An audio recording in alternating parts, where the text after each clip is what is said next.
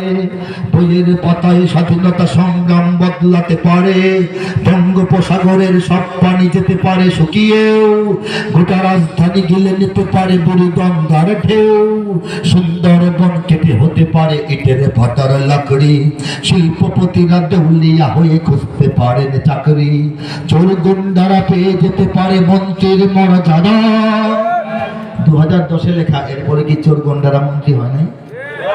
চোর গুন্ডারা পেয়ে যেতে পারে মন্ত্রীর মর্যাদা, আইনের ফাঁকে কালো টাকা সব হয়ে যেতে পারে সাদা। অনেকেই বলে এই দেশ নাকি হুজুগে জাতির দেশ, দফায় দফায় বদলায় এর রংঢং পরিবেশ, তাই বলে ইসলাম তো এ দেশে হুজুগে হবে না শেষ, হুজুগে হবে না শেষ। ইসলাম এ মাটির পরতে পরতে জনপদে ঘরে ঘরে, ইসলাম এ জাতির 90% মানুষের অন্তরে, ইসলাম নিয়ে কেউ ছিনিমিনি খেলে এমন শক্তি নেই, আর কিছু থাক না থাক এদেশে ইসলাম থাকবে, সবকিছু বদলে থাক এদেশে ইসলাম থাকবে, আর কিছু না, আর কিছু থাক না থাক এদেশে সবকিছু বদলে যাক এদেশে। আজকের কথা নয়, আল্লাহর ফজলে 15 বছর আগে 2010-এ লেখা, আল্লাহ কি ফলাইছেন কিনা বলেন, বাস্তবায়ন করেছেন কিনা বলেন। একটা দল ছিল এখন নাই, ইসলাম আছে নাকি নাই? একটা মহিলা ছিল এখন নাই, ইসলাম আছে না নাই? কেন্দ্রীয় কারাগার ঢাকা শহরে ছিল এখন নাই, ইসলাম আছে না নাই? গণভবন খুব জিন্দা, খুব রৌনক, খুব ঝিলমিলে ছিল, এখন সেই অবস্থায় নাই, ইসলাম আছে না নাই? কে রেখেছেন? কে দিয়েছিলেন? কে প্রতিষ্ঠা করেছেন? কে বিজয় দান করবেন? তিনি তো বাছাই করে আমাদেরকে এই বাংলার জমিনে রেখেছেন। বলেন সুবহানাল্লাহ। হযরত মুসা আলাইহিস সালাম যখন দুনিয়ায় আসার সময় হয়েছে, ফেরাউন স্বপ্ন দেখছে, দেখার পর সে আইডিয়া করছে, জ্যোতিষীরা বলেছে আপনার দুশমন দুনিয়াতে জন্ম লাভ করবে। ফেরাউন ডিক্রি জারি করলো, ছেলে সন্তান জন্ম হলেই হত্যা করা হোক। ছেলে সন্তান আল্লাহ পাক মুসা আলাইহিস সালামের মায়ের গর্ভে দান করলেন, শিশু নবী মুসার জন্ম হলো। মায়ের পক্ষে সম্ভব ছিল? কোনো ব্যবস্থা করা সম্ভব ছিল? ব্যবস্থা কে করেছে? রেপ পুলিশ আর্মি নামায় দিছে, সেই ব্যক্তির সিংহাসনে বসা অবস্থায় কোলের মধ্যে উনি লাফাবেন, তার কাঁধে উঠবেন, মাথায় উঠবেন, সেই ব্যবস্থা আল্লাহ করে দিয়েছেন।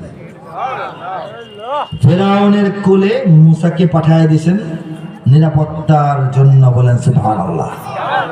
সেই আল্লাহ 20 কোটি মুসলমানকে এক ব্রাহ্মণ্যবাদী, আধিপত্যবাদী, এক তাওহীদ বিরোধী, মসজিদ ধ্বংসকারী রাষ্ট্রের ঘেরাওয়ের ভিতরে 20 কোটি তাওহীদপন্থী মুসলমানকে নীরবে নীরবে গোপনে গোপনে সংঘবদ্ধ করে দ্বীনের সৈনিক বানিয়ে ফেলেছেন। বলেছেন কারা কারা সেই সৈনিকদের কাতারে নাম লেখাইছি? বলেন লিল্লাহি তাকবীর, লিল্লাহি তাকবীর।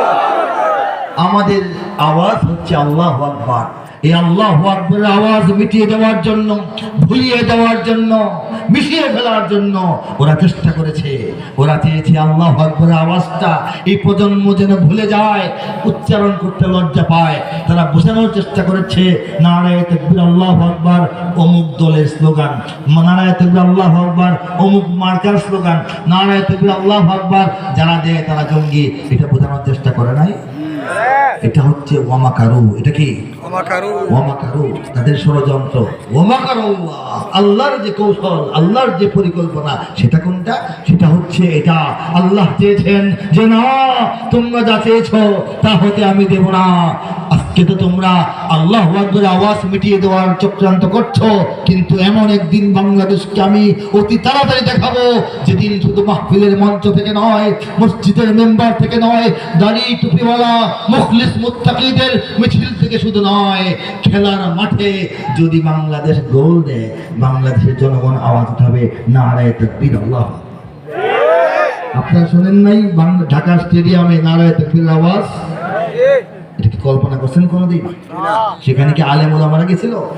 সাধারণ তরুণ যুবকেরা, স্কুল কলেজের ছাত্ররা তারাই আওয়াজ তুলেছে নারায়ে তাকবীর, আল্লাহু আকবার।